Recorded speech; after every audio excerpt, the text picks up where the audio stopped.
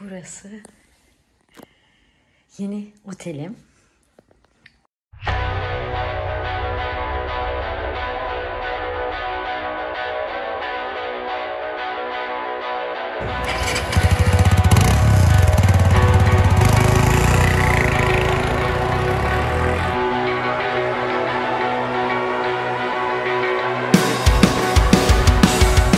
İnceliklere bakar mısınız, tablolara? Şu yatağın güzelliğine bakın. Bayıldım.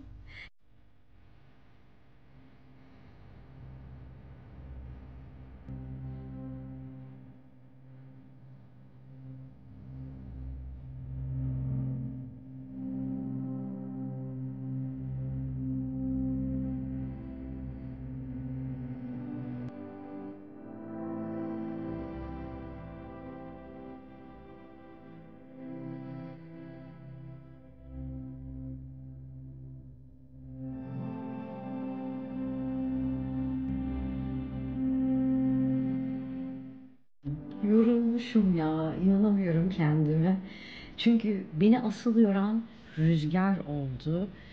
Aşağı inerken bayağı kuvvetlendi rüzgar. Dolayısıyla orada biraz zorlandım. Bir küçük de bir tehlike atlattım. Bir hafriyat kamyonunu geçerim sandım. Yol yapımı vardı. Of, orada biraz işler karıştı. Neyse, kamyon şoförüne çok teşekkür ediyorum. Hayatımı kurtardı. Anladı benim soldan geçemeyeceğimi, bayağı bir yol verdi buna. Neyse, bu da hani nazar boncuğu olsun. İyi ki kalkanda karar kılmışım.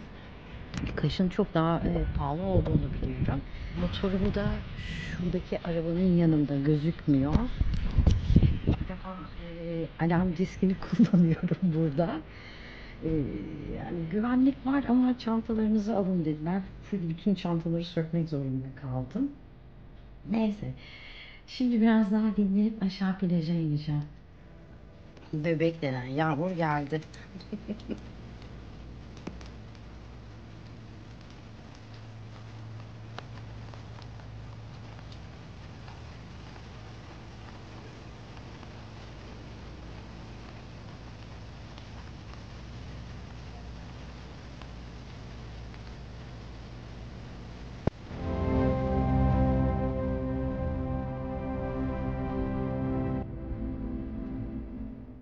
Şimdi uyudum, uyandım ve aşağı yemeğe gideceğim. Bu arada size biraz oteli göstereyim. Gerçekten çok şık bir yer. Hadi bakalım.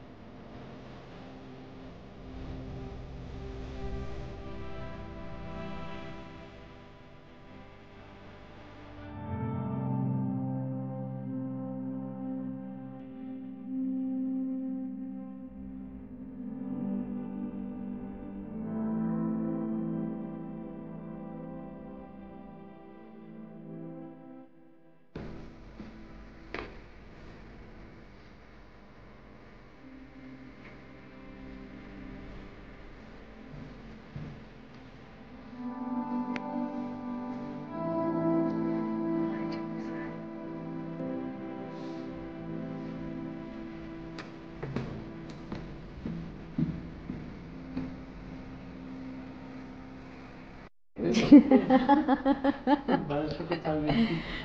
Emre'cim çok teşekkür ederim. Görüşürüz. Çekiyorum hala seni.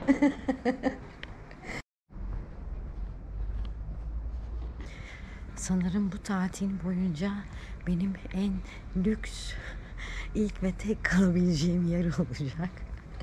Şimdi restorana geldim. Wow.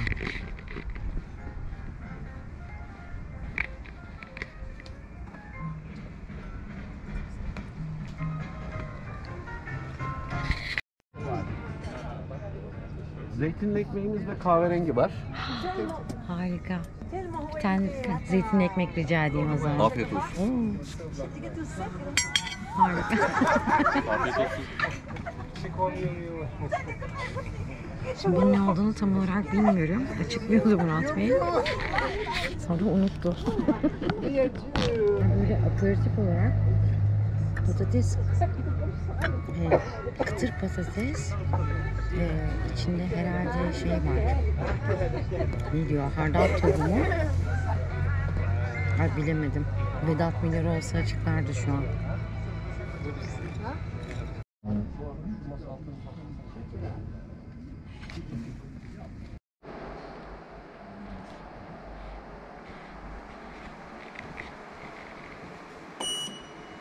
Akşam yemeği bitti. Şimdi odama gidiyorum. Güzel bir uyku çekeceğim. Sabah denizde görüşmek üzere. İyi geceler.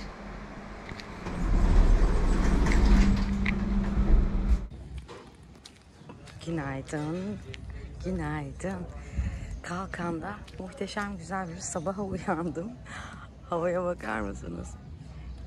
Gök gürlüyor. İleride yağmur yağıyor. Serinliği buraya kadar geldi. Ve ben bir gün daha uzatmaya karar verdim. Hava muhalefeti sebebiyle yola çıkamıyorum arkadaşlar. Aslında çıkılır da yani gezip göreceğim yerler var. Hani yağmurda da sürüş yapmak istemiyorum. Evet.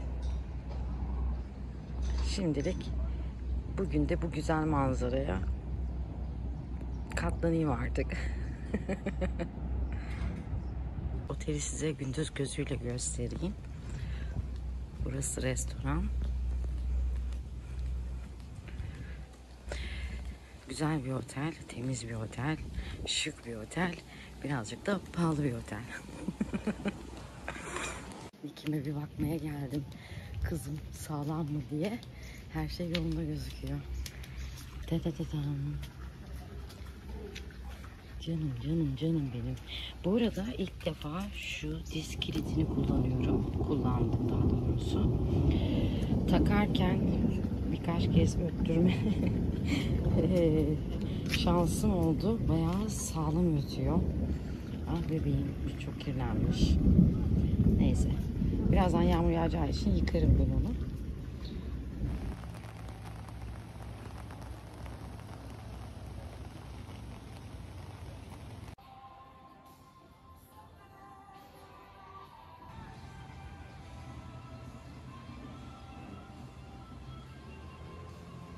Sabah yağmur yağıyordu. Öğleden sonra da fırtına çıktı. Bayağı kuvvetlendi fırtına. Dolayısıyla ben bugünü de burada geçiriyorum. Bakalım yallah yarın Allah kerim. Siz bu videoyu izlerken ben bir sonraki videoyu hazırlıyorum. Bari ne yapayım? Kahve koyayım kendime. Kahve ücretsiz. Burası da mini barım. Şarap var, su var, soda ve meyve suları, bir çikolata. Onları abur cubur yemediğim için, içmediğim için kahve bana yeterli oluyor. Bu arada yarınki planımdan biraz bahsedeyim. Yarın Tekirova'ya gitmeye karar verdim. Ondan sonra yine yaklaşık 2-2,5 saatlik bir yol gösteriyor. Az buçuk değil. Şimdi ben nasıl yapıyorum rezervasyonları? Ben ilk önce gideceğim lokasyonu haritadan buluyorum. Ondan sonra oradaki işte otellerin tabii ki hani fiyatlarına göre bakıyorum. Burası sürpriz oldu. Ama güzel bir sürpriz oldu. Neyse bu tatilimin en şık, en asortik oteli oldu. Gerçekten muhteşem yani. Koca bir daire. Gördüğünüz gibi. Şimdi ben kahvenin için videoları yapmaya devam ediyorum. Görüşürüz. Arkadaşlar rüzgarın boyutunu anlatayım. Yerinden oynadı. Bakar mısınız? Devrilecek. İyi ki yola çıkmamışım.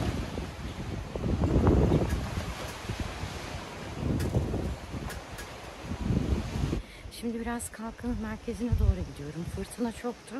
Dolayısıyla biraz yavaşlayınca şimdi fırtına Aslında çok da yavaşlamadı ama neyse. Kalkan'da biraz daha elit kesim yaşıyor anladığım kadarıyla. Yine yabancı turistler, ağırlıklı olarak İngilizler var ama böyle kaliteli hani İngilizler var burada. Çok güzel evler. Böyle devamlı bir yokuş çıkmak zorunda kalıyorsunuz. Nefesim kesildi. Kalkan'a gelip motorumla ilk durduğum yer şurası. Yani direkt Kalkan'dan içeri girdim. Aşağı doğru yolu takip ettim. Sonra geldim buraya girdim ve durdum. Ve bu muhteşem oteli buldum. İçgüdülerim bazen beni yanıltmıyor. Nüfusu yaklaşık 3900 kişiymiş. Ancak anladığım kadarıyla yazın bu sayı her yerde olduğu gibi artıyormuş. Şimdi böyle çarşıya doğru yürüyorum.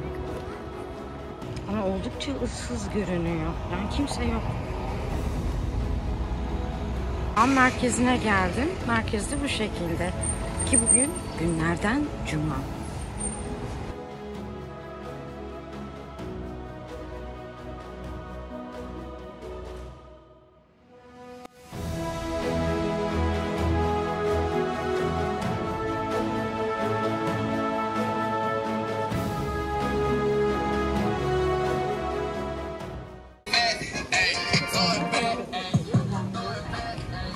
Aşağı kadar indim neredeyse. Şu an tek düşündüğüm bu yolu nasıl çıkacağım.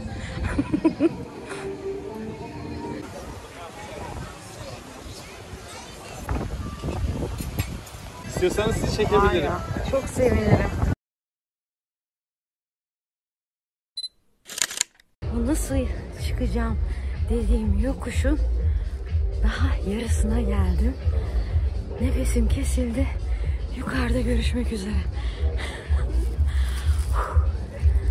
Şu merdivenleri çıkacağım daha. Nefesim kesildi. Bari dinlene gideyim. Annem. Ben bu yorgunlukla nasıl motor süreceğim yarın? Annem. Buraya kadar videomu izlediyseniz çok teşekkür ederim. Videoyu beğendiyseniz lütfen baş parmak yapmayı unutmayın. Elimde torbalarla. Yarın sabah görüşmek üzere. Kendinize iyi bakın.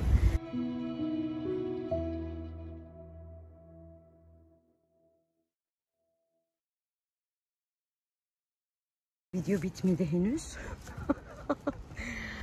Kalkan'ın böyle karanlık, yani çok da karanlık değil tabii ki. Gördüğünüz gibi o ara sokaklarında gece yürüyüşü yapıyorum. Çok yoruldum. Çok güzel evler var, muhteşem bir yer. Çok klas bir yer gerçekten. Hoş yani. Hadi görüşürüz.